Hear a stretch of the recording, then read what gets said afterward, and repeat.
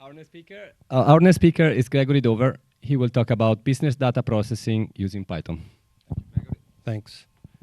Again, my name is Greg, and I'm going to walk around. I'm kind of dynamic, and I'm going to mix it up a little bit. Most of the talks were excellent. All of the talks was excellent. I learned a lot, and they're all scientific based. So I'm going to come at a different angle and kind of mix in some business. In the early days, I was scientific as well, but I got a taste of business, and I love business, and so I've been doing mostly business data processing for the last 25 years. GAD Group, for those who don't know, is an IT company. We service Chicago area. GAD stands for my three kids, Greg, Ariel, and Daniel.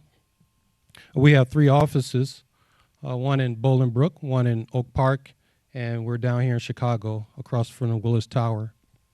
And all day, every day, we service business customers from a business perspective. We're doing data processing. We're crunching numbers relative to orders, order details, customers, sales, so on and so forth.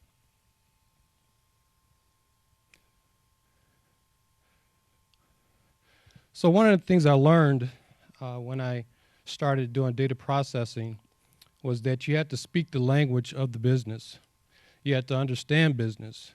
And what I found was that it's all about supply and demand. If you get that right, as a business owner, I saw that we were going to be profitable and that business would be golden. So our products and services are geared toward meeting our businesses' demand for solving business problems. So during the presentations I saw earlier, all of that was good stuff, and it's all relevant and can be relevant in business, and hopefully I can touch on that in a minute. But you can get your geek on in business as well. So one of the things I tell techs when they join our company is quickly find out what we're doing and try to instantiate something with Python. And the quickest way to do that is to go grab Web2Py and build something, but make it relevant to what we're working on. When you're in academia, you spend a lot of time doing Python notebook, linear regressions, so on and so forth. And by the time you come to us, you're very smart.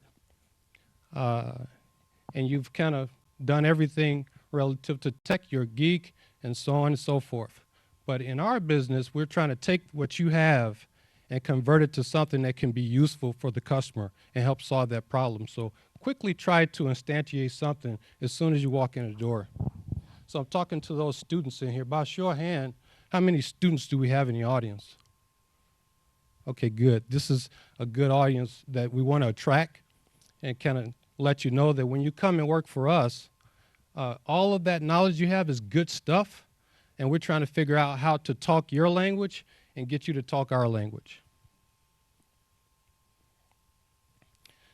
The second thing I say is that customers pay the bills. They write the paychecks, and they actually are the ones that generate the demand, and they consume, and that's where the shareholder value comes from. So business to us is pleasing the customer. And so that's one of the things that generally when you step out of college, out of the university setting, the concept of a customer just really isn't there yet. And everything is about the customer once you step into our world. So when you come into business data processing, you're going to find a lot of legacy stuff. IBM still have mainframes out there that's very relevant today. But we've written Python programs to kind of go and get data from the mainframe and present it to the customer using newer tools. But the mainframe is not going to go anywhere anytime soon. But we use Python, the same language that you're using in academia, to help us kind of do what we need to do on behalf of that customer and kind of attract newer customers with some of the interfaces that we're capable of building with Python. But the data on the back end stays the same. It still goes to a mainframe. It still has this batch processing, so on and so forth.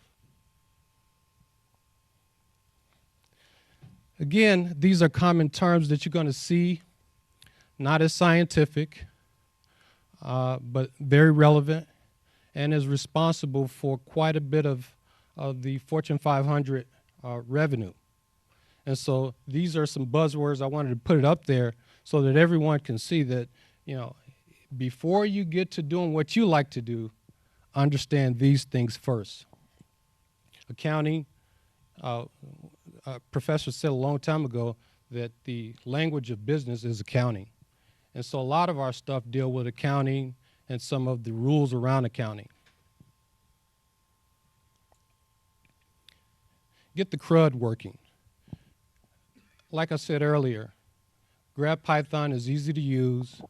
Start doing something that's going to do create, read, updates, and deletes against some sample table of business data. Do that up front.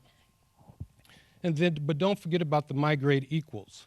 And is anyone in the audience familiar with the migrate equal from Web to Pi? I saw this hand first. What is it? Well, if you change the table structure, decide whether you want to let it automatically lose the data from the old structure to the new structure. All right, so I just gave out one of our bags that's going to be in Macy's. No, just kidding. So don't forget about migrate equal. You don't want to change the table structure when you're playing around and using test data. And specifically when you start pushing things into production, make sure you keep that in mind. Again, I'm going to throw up some more buzzwords: payroll, logistics, order management. All of these things matter in business data processing. It's not as sexy as, you know, the Python notebook, so on and so forth, but I'll show you in a minute how that can be relevant. Materials resource planning or requirements planning, all of that is big in data processing. So again, you have these legacy systems, and you're out of the university, you're great with Python, you're great with other tools, you're used to APIs. Why not put an API wrapper around some legacy data so that the customer can consume it with a mobile device or a tablet device? So that's some ways where you can kind of get your geek on in business data processing. It doesn't have to be as boring as some think it is. Things are moving to the cloud. These are some household names in business. One I want to point out to you that we use a lot is Odoo, which is built with Python. In the early days, a customer would say to us, Greg, we need this system to kind of generate this, and we need to create an invoice, or we need to kind of have a journal of transactions, so on and so forth, and we would write it from scratch. But then we saw tools out there that already had it stubbed out, and Odoo is one of those tools. It's a ERP system, or enterprise resource planning. They've recently relabeled it to a business system platform, and it allows us to kind of take something that's stubbed out, no need to code from scratch anymore, and just write to that. And it helps us kind of get to the customer really quick with a solution to solve a problem. Use Python. They have some of the customers are moving some of their non-critical stuff to the cloud.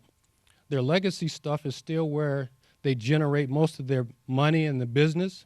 So use Python as that glue again between what's out there in the cloud and what's in the legacy system. Let it be the bridge for you until they get used to moving more of their production stuff to the cloud.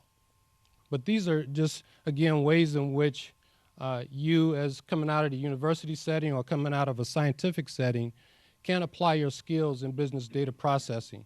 It's still where business data processing still kind of underpin a lot of the Fortune 500, a lot of the revenue generating systems out there.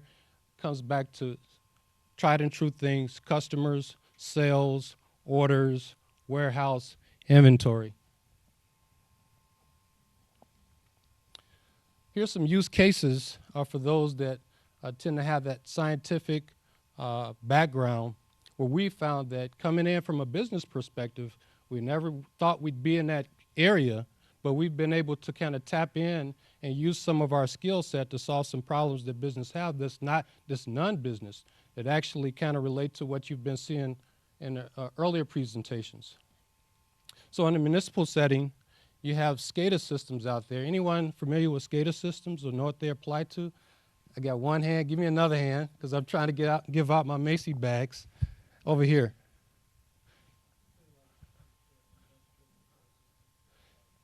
Industrial controls. Give me another example.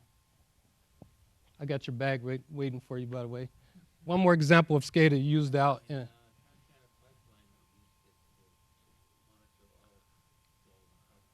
Right. So these are two great examples. One was pipeline. The other one was industrial systems. In a municipal setting, SCADA is used to monitor wastewater management, wastewater treatment facilities. And so we didn't know that. You know, we came in, we were talking journals and accounting and order entry, so on and so forth, customers, residents, and in discussing with them those problems, we were presented with other problems, how to monitor this data. And so the earlier presentation on Internet of Things, where you have this Raspberry Pi device that's have the capability of kind of giving you information, monitor information in the earth, here we have some examples of where you can apply that skill set. And there's a huge need in the area of municipal and SCADA systems. Some of you may not be aware of this, but we're still using legacy technology to monitor wastewater treatment, so on and so forth. They got T1 lines going into facilities. The devices don't talk but through a copper connection back to another host. And so there's great uses for your skill set in the area of municipal and SCADA. In manufacturing, we have manufacturing customers that are doing things with nanotechnology. There again, we went in to manage their infrastructure, maybe take care of their customer databases, and lo and behold, in conference calls and in conference rooms, they're discussing problems that they're having dealing with nanotechnology.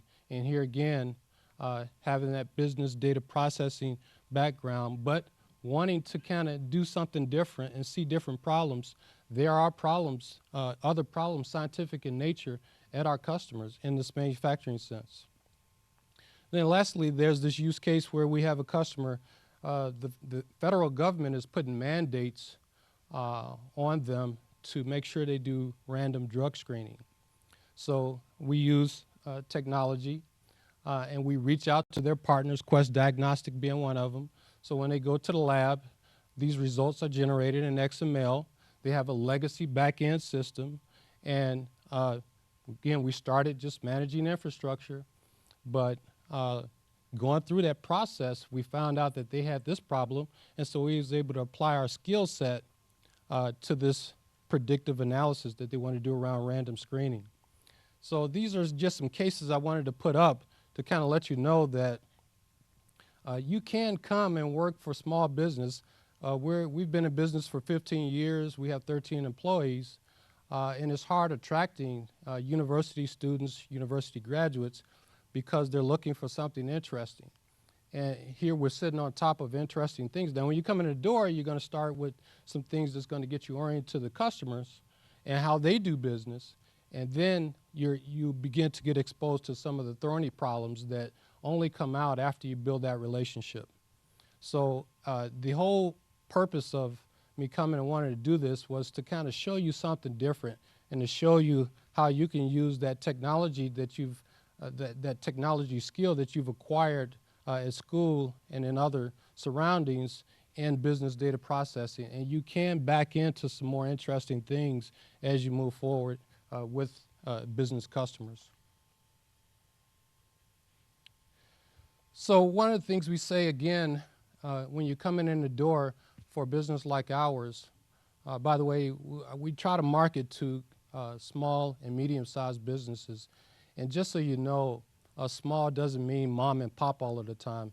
The market for small and medium size is, you know, from 5 to maybe 250 employees, revenue from anywhere from, you know, zero, and in those cases they're not asking for anything, to $100 million. And so it's a great market. That base is pretty big, And so there's a lot of room for you to play and do things and be relevant really quick.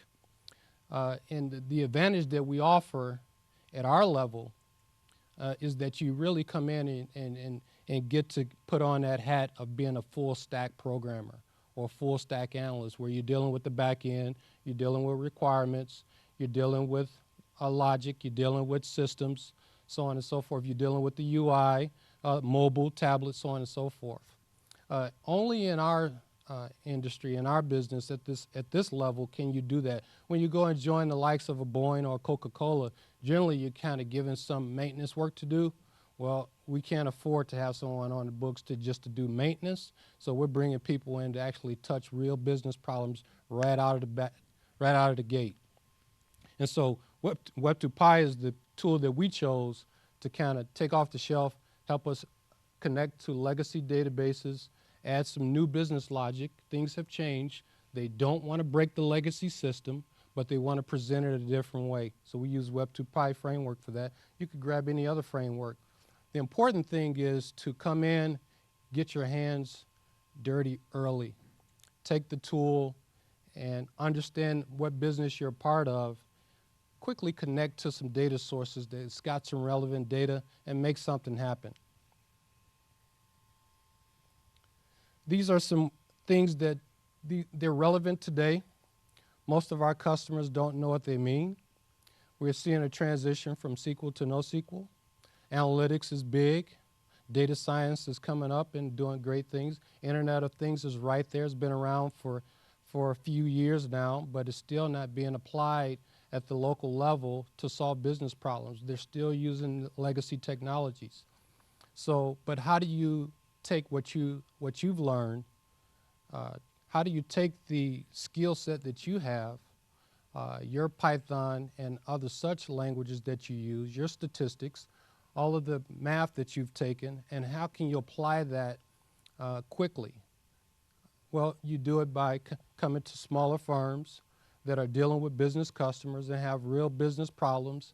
And when you come to a smaller company, again, like I said, there's nobody sitting on the bench. Everybody gets in and play. So you're immediately able to kind of get your hands dirty and do the things that you like to do. One more plug for small IT companies is that, again, you're not just going to go into the office and work on one code base for the next 5 to 10 years. With us, we're going to start off with one problem, but tomorrow something else is bleeding, and so you're going to have to leave that and work on something else. And then next week we just got a new deal, and so you're in a meeting talking about requirements for that particular problem. So every day can be different. So again, the talk is more of an appeal to the university students and to those that have kind of shied away from IT at the small and medium-sized business level, that there's a lot of room to play and a lot of tools. The tools that you are using can be utilized to help solve problems today. That's it. I didn't want to take up too much time. I did want to come and kind of expose you back to business data processing if you kind of shied away from it. Back when I was in college in the 80s, data processing was a common term. Well, in order to attract students to it, they've kind of changed the name to IT. They just say IT now, or STEM subject, or so on and so forth. But there's gold in their mountains. There's gold in business. There's gold in business data processing. So bring your skill set back to the local business and apply it locally and see what can happen. You can actually solve problems today. Thank you.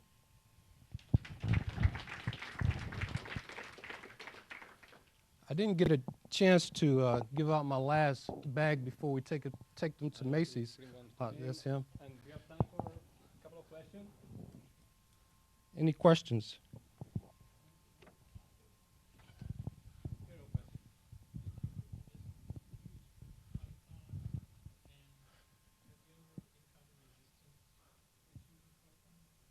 Never encountered. The question is,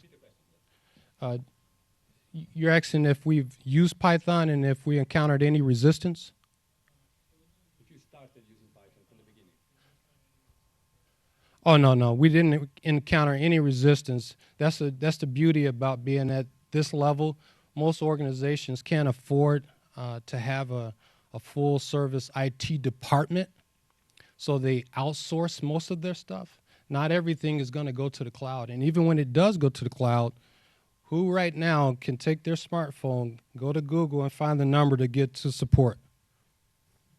Let me see you do that within the next 30 seconds.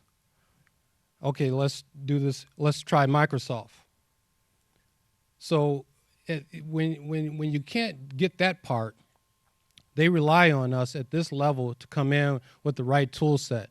So we never talk Python to the customer. They wouldn't know what we're talking about. What they're interested in is how are we going to solve the problem and how long is it going to take, how much money is it going to cost. So we didn't receive any resistance in that area. So you're looking at your value proposition is really as the intermediary to a service level position between where technology sits and where the customer sits. As opposed, do you have like one-off, like sometimes they'll do one-off software engagements as well, where you'll have somebody come in and write a program specifically outside that type of support thing. Do you have that type of relationship as well? So he's asking what our value proposition is, and if we have relationships where they want us to come in and kind of write something one-off and then leave, right? Yes, we have both of those, and our value proposition is that here's a lean company that's local, that even though you're pushing all of your infrastructure to the cloud, it's still your data. You still are responsible for workflow, for processes, and here we are with the tool set to get to your data, manipulate your data, add your business rules to it because Salesforce.com won't do it for you, and then stick around and manage it for you. For those that are one-off, yes, we have customers that we've written software for. They're using it, and they only call us if they change something on the back end and some of their legacy systems, and we need to make changes on the front end. The last Macy's bag to the gentleman back there. Thank you.